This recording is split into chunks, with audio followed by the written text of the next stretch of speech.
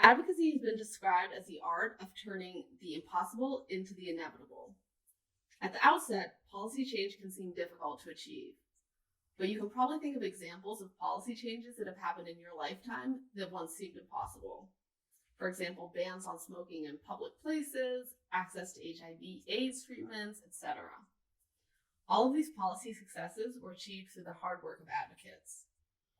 You can think of policy advocacy as a process of facilitating a dialogue to build coalitions and motivate stakeholders in support of policy change.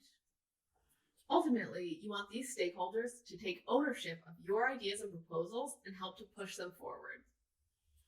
Of course, policy is not a linear process, and there's often some back and forth and negotiation that takes place. Some policy changes occur rapidly, while others take years to develop and unfold. Your role in the process may be more central or more peripheral, and it may evolve over time. You'll need to be strategic about how you approach your work, and you'll need to engage others who can help to champion your ideas. Think of the data and evidence in your policy brief as one tool in your toolkit for advocating for policy change. They won't necessarily be the decisive factor, but all of the analysis that you've done can help to engage others around the issue and ultimately motivate change.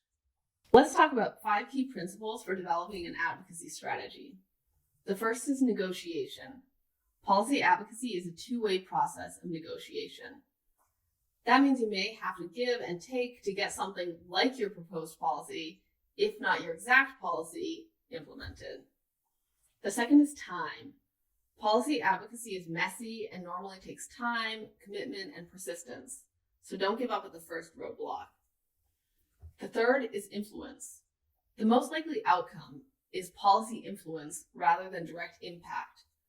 That means that the final policy change might not look exactly like your initial recommendation, but might contain key elements of your recommendation or be informed by your analysis.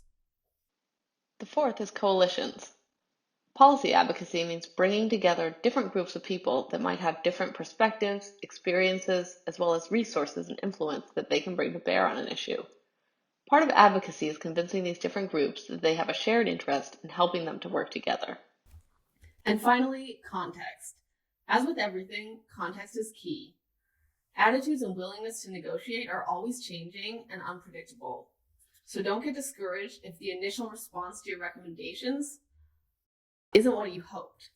Things can change quickly, and you may need to look for the next opportunity to advance your proposal.